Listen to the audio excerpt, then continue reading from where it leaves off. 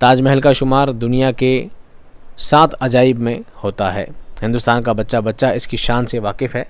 جو بھی سیاح باہر سے ہندوستان میں وارد ہوتا ہے سب سے پہلے اسی عجوبہ روزگار کی زیارت کرتا ہے اور اس کے حسن و کمال پر دنگ رہ جاتا ہے۔ اس کی شان و عظمت کے ساتھ کئی سیاحوں کی داستانیں وابستہ ہیں۔ سیاح یعنی ٹورسٹ، پریٹک۔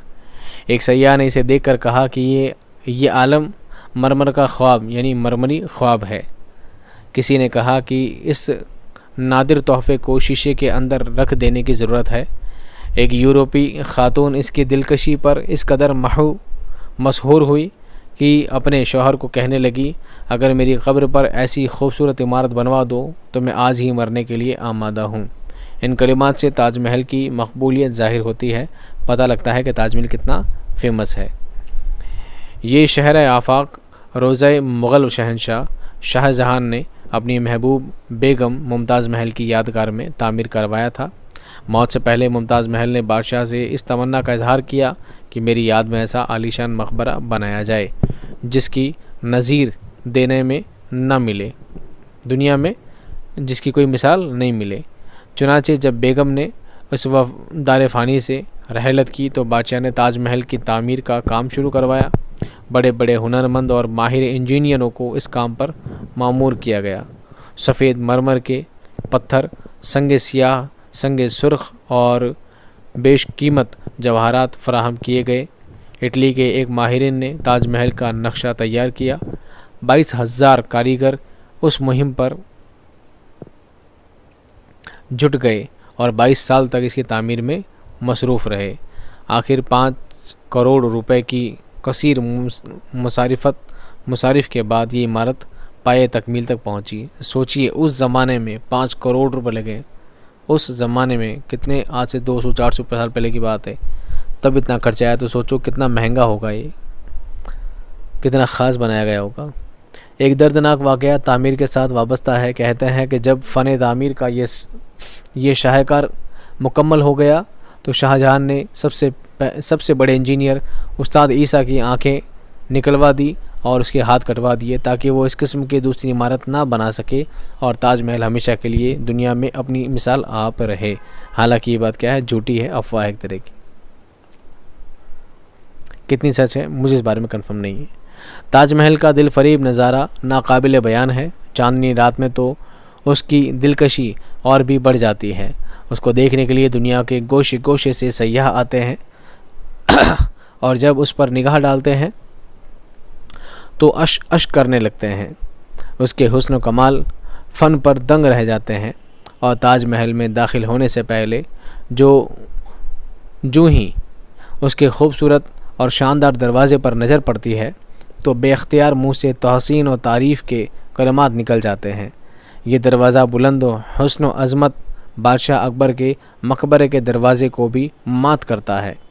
اس پر کلام پاک کی آیتیں کندہ ہیں۔ اگر دروازے پر کھڑے ہو کر اندر کی طرف دیکھیں تو چبوترے کے دوسرے سرے پر تاج کا نہر کے پانی میں پڑتا ہوا عکس عجب منظر پیش کرتا ہے۔ نہر کے کنارے سرو اور صنوبر کے درخت عمارت کی شان کو دوبالا کرتے ہیں۔ پھولوں اور پودوں پر غضب کا نکھار ہے۔ سنگ مرمر کے چبوترے پر خوشنما فوارہ عجب سما پیدا کرتا ہے۔ اس کے آگے وہ وسطی حصہ ہے جہاں ممتاز محل اور شاہ جہاں مدفون ہیں یعنی دفن ہے۔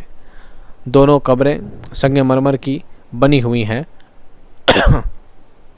ان پر قیمتی جواہر جڑے ہیں۔ جس مقام پر سنگ موسیٰ کو پیوست کیا گیا ہے وہاں پتھروں کا پیوند مطلق دکھائی نہیں دیتا۔ یہ کاریگری کا کمال ہے اور داد کے قابل ہے۔ تاج محل میں 2 بڑے گنبد ہیں۔ ان کے علاوہ 2 گنبد 2 سطحی تالابوں کے دونوں طرف ہیں۔ دیواروں، پردوں اور قبروں پر قرآن مجید کی آیت کندہ ہیں اور ان کو گوناگوں رنگوں کے قیمتی پتھروں کے بیل بوٹوں سے آراستہ کیا گیا ہے۔ یہی وجہ ہے کسے ڈریم ان ماربل کہتے ہیں، ایک ماربل کا سپنا، ماربل میں سپنا۔ روضہ تاج محل مغل فن تعمیر کا بہترین نمونہ ہے اور دنیا بھر میں سب سے زیادہ حسین مقبرہ ہے۔ یہ شاہ جہان اور اس کی بیگم ممتاز محل کی عمیق محبت کی دائمی یادگار ہے اور اس نے بادشاہ شاہ جہان کو زندہ جاوید کر دیا۔ حکومت ہند اس روضے کی حفاظت اور سلامتی کا خیال رکھتی ہے۔ اگر کہیں معمولی سا نقص یا خلل پڑ جائے تو فوراً اسے رفع کر دیا جاتا ہے۔ آثار قدیم کو بچانے کی غرض سے ہماری سرکار لاکھوں روپے صرف کرتی ہے اور ان کی دیکھ بھال کے لیے ایک خاص محکمہ قائم کر رکھا ہے۔ روضہ تاج محل کا طرز تعمیر اکبر کی عمارتوں سے مختلف ہے۔ اکبر نے سنگ سرخ سے کام لیا جبکہ شاہ جہان نے سنگ مرمر استعمال کیا۔ اکبر کی تعمیرات کی خصوصیت عظمت اور قوت ہے تو تاج محل کی نمایاں خوبی حسن و نزاکت ہے۔